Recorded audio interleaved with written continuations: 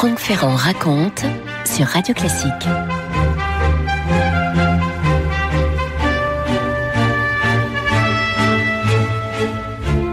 Nous sommes le 4 avril 1958, il est 10h moins 20 du soir, la nuit est donc tombée sur le comté de Los Angeles et une sonnerie retentit dans un commissariat on est à Beverly Hills, dans les beaux quartiers de la grande cité californienne.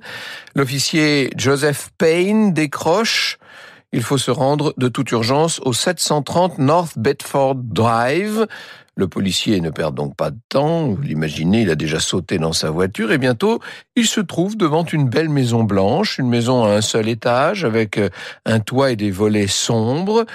Un homicide vient d'être commis, c'est ce qui lui a été annoncé en tout cas. Or, la résidence dont je vous parle n'est pas occupée par n'importe qui, sinon on n'en parlerait pas tant d'années plus tard, évidemment. C'est ici qu'habite une des plus grandes étoiles du cinéma des années 40 et 50, une femme parmi les plus célèbres non seulement des États-Unis, mais du monde entier. C'est ici qu'habite Lana Turner, l'actrice blonde aux yeux verts et aux formes pulpeuses, vous savez.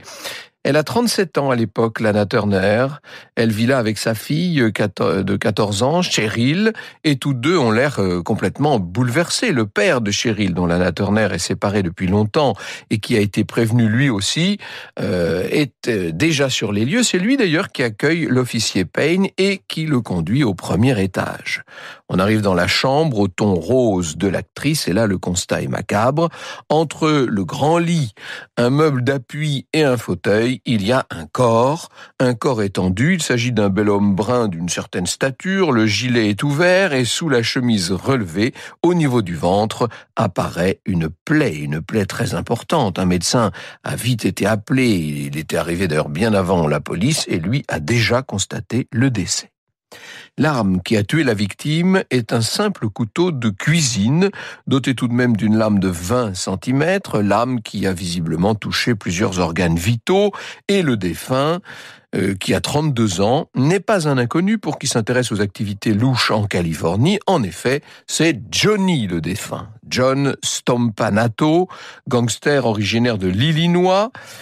En fait, c'est un des véritables parrains de cette côte ouest. Bref, on le voit, le simple fait divers a tout pour devenir le scandale numéro 1 de ce printemps 1958. C'est ce qui va se passer, d'autant plus que, assez vite, cette affaire va réserver son lot de surprises et de zones d'ombre.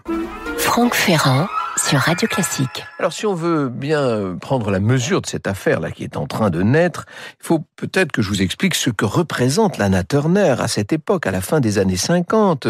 La carrière de cette actrice a été lancée en 1936. Elle était d'origine modeste, Lana Turner.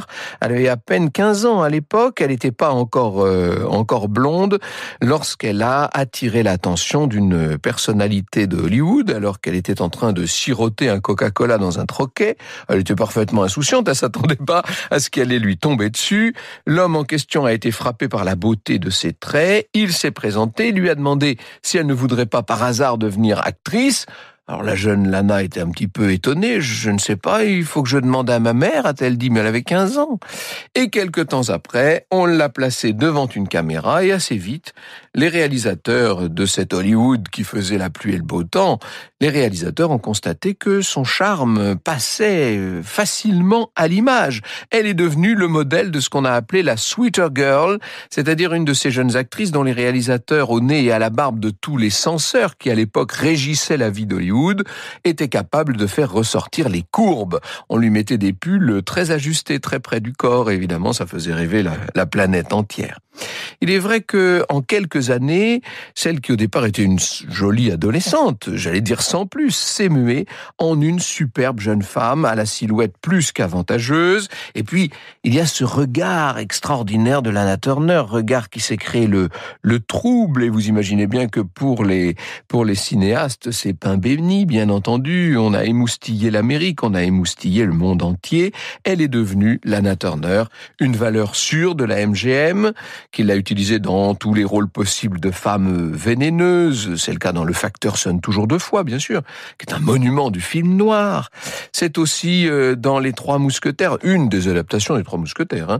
C'est une Milady de Winter assez extraordinaire.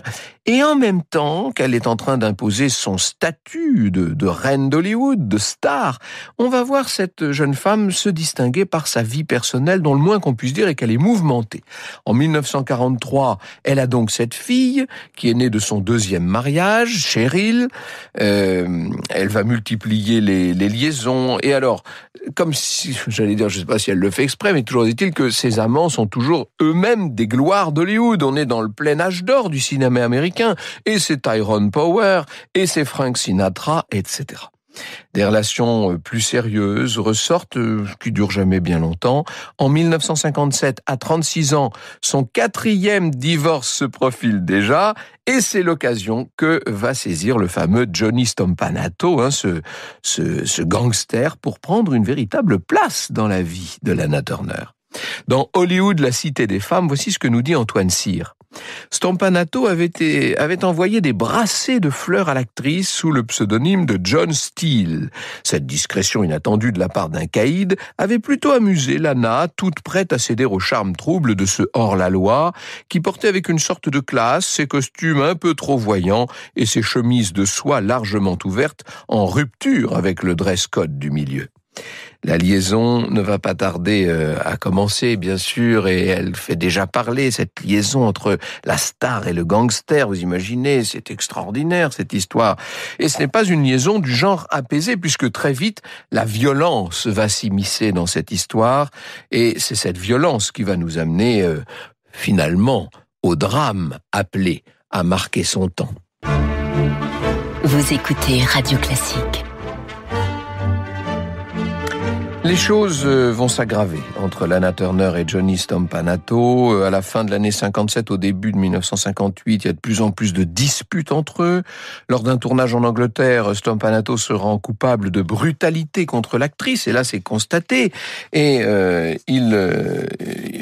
au moment où ont lieu les événements, on lui indique la sortie, si je puis dire, il est obligé de quitter l'Angleterre. Et malgré cette crise, les amants vont bientôt se retrouver. Ils vont se retrouver à Acapulco. Là encore, scène terrible. Bien sûr, il y a des gens qui sont là et qui s'intéressent à tout ce qui se passe. Lana Turner, dans son autobiographie, donne un exemple de ce qui pouvait se passer avec Johnny. Un jour, je lisais dans le living room ensoleillé et en levant les yeux, je le vis assis face à moi, tenant un pistolet dans sa main. Juste pour te rappeler que je l'ai, a-t-il dit, et qu'il te vise toujours. Et si tu me tuais, qu'est-ce que ça t'apporterait ? Je me jetterais sur toi et je me suiciderais. Tu te suiciderais ? Si je ne te possède pas, je n'ai plus de raison de vivre. On a un peu l'impression d'assister, vous savez, à un de ces épisodes exactement à la même époque, mis en scène ou en tout cas chapeauté par le grand Alfred Hitchcock dans la série qu'il présentait à la télévision le samedi soir. Heureusement, Lana doit finalement rentrer à Los Angeles. Elle est nommée pour un Oscar dans le film Peyton Place. C'est pour cette interprétation-là qu'elle a été nommée aux Oscars. Et pour elle, c'est un moment important, ces rôles, souvent fondés sur son statut de sexe symbole des années 40, tous ces rôles ne lui ont pas jusqu'alors valu de véritable reconnaissance comme comédienne. Et l'âge venant, eh bien, elle va choisir des personnages plus intéressants, plus profonds, et finalement, ça a payé. Au moment où elle descend de l'avion, Johnny est à son bras, ils ont l'air très bien, là, ils sont souriants, ils ont l'air de s'être rabibochés, ça va pas durer longtemps. Stompanato vit très mal que Lana ne veuille pas s'afficher avec lui à la cérémonie des Oscars le 26 mars. Elle s'y rend avec sa fille Cheryl, qui maintenant a 14 ans, et il se trouve que ce n'est pas elle, finalement, qui décroche l'Oscar. Elle rentre bredouille, et comme le souligne John Lewis dans The Hard-Boiled Hollywood, Stompanato, au moment où l'actrice rentre à la maison, va faire parler sa colère. Il se jette littéralement sur elle, il va l'agresser sous les yeux de sa fille. Et de plus en plus, Lana Turner cherche à trouver une solution pour essayer de mettre de l'espace entre elle et cet homme dangereux. Elle voudrait en finir avec cette relation féroce, c'est le terme qu'elle-même utilisera à l'occasion d'une interview. Cheryl, qui en fait n'a pas l'habitude de passer beaucoup de temps avec sa mère, reste toujours avec elle. Entre la mère et la fille, le lien n'est pas simple, il est marqué par il y a une certaine distance, disons, et c'est au cours de ce séjour de Cheryl chez sa mère qu'intervient le fameux drame. Comme je vous le disais tout à l'heure, la police prévenue la nuit du 4 avril qu'un meurtre a eu lieu chez Lana Turner. Johnny est trouvé sans vie dans la chambre de l'actrice et évidemment, il va maintenant falloir passer à l'enquête. Que s'est-il passé exactement ? Lana comme Cheryl ont un récit glaçant à raconter aux enquêteurs. Stompanato apparemment s'est présenté chez l'actrice dans la soirée. Les relations étaient un petit peu apaisées depuis la terrible crise des Oscars. Là. Ils avaient même passé une partie de l'après-midi ensemble, apparemment. Assez vite, une nouvelle querelle a éclaté, qui s'est poursuivie dans la chambre de Lana, cette espèce de chambre rose telle qu'on peut les imaginer à Hollywood. Cheryl était dans une autre pièce, attentive, comme on ne l'aurait peut-être pas été, à ce qui était en train de se passer chez sa mère. Je cite de nouveau John Lewis. Lana a crié « Je ne peux plus continuer comme ça, laisse-moi !» Stompanato est devenu violent, l'a prise par les bras, l'a secouée. Cheryl est apparue dans l'embrasure de la porte et a demandé à sa mère si ça allait. Turner a dit oui, mais Cheryl ne l'a pas cru. « Es-tu certaine, maman ?» Turner a alors fermé la porte de sa chambre. Lana, ainsi, a sans doute voulu épargner à sa fille une scène encore pénible. Seulement, même porte close, Cheryl a continué à écouter l'altercation et cette altercation a duré et c'est devenu une scène insupportable. Et au cours de la soirée, Stompanato aurait dit à Lana qu'il allait la défigurer et s'en prendre aussi à sa fille. Bref, quoi qu'il en soit, Cheryl, affolée, est allée se saisir d'un couteau. Elle serait alors revenue devant la porte de la chambre juste au moment où Lana Turner aurait ouvert la porte pour que Stompanato s'en aille. Et là, Cheryl se serait retrouvée face au gangster en train de partir. Il se serait alors rué sur la lame pointée droit devant l'adolescente. Et après quelques échanges encore et quelques pas, eh bien, l'homme aurait fini par s'écrouler. Lana, à ce moment-là, aurait mis plusieurs secondes à réaliser ce qui venait de se passer, tandis que Cheryl, complètement bouleversée, courait téléphoner à son père. L'actrice aurait essayé d'empêcher l'hémorragie, de stopper ce qu'elle pouvait. Et puis, à son tour, elle aurait décroché le téléphone pour prévenir sa mère Mildred et puis surtout un médecin. Ce médecin, donc, qui s'est révélé impuissant à sauver le blessé. Et voilà l'histoire. Ce récit terminé, la police, au vu des indices, se dit que ça a l'air à peu près crédible. Il y a quand même quelques éléments qui ne collent pas tout à fait. Notamment, on ne retrouve aucune empreinte sur le manche du couteau, ce qui pourrait indiquer qu'il a été nettoyé à dessein, évidemment. Ça ouvre une autre hypothèse. Cheryl pourrait être suspectée de servir de paravent à Lana, puisqu'elle n'est pas majeure et peut dire avoir voulu porter secours à sa mère. Elle risquerait d'avoir beaucoup moins de problèmes que l'actrice, s'il s'avère que c'est l'actrice qui a tué son amant. Les autorités, en tout cas, ne vont pas aller dans ce sens. L'adolescente est ménagée, sans entrer dans le détail de toutes sortes d'étapes judiciaires, parce que ça a été long cette affaire. Disons que police et justice vont se contenter de dépositions dans un cadre protégé pour ce qui concerne Cheryl.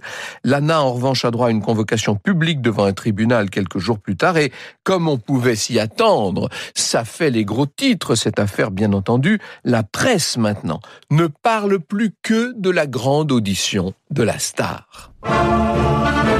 Franck Ferrand sur Radio Classique.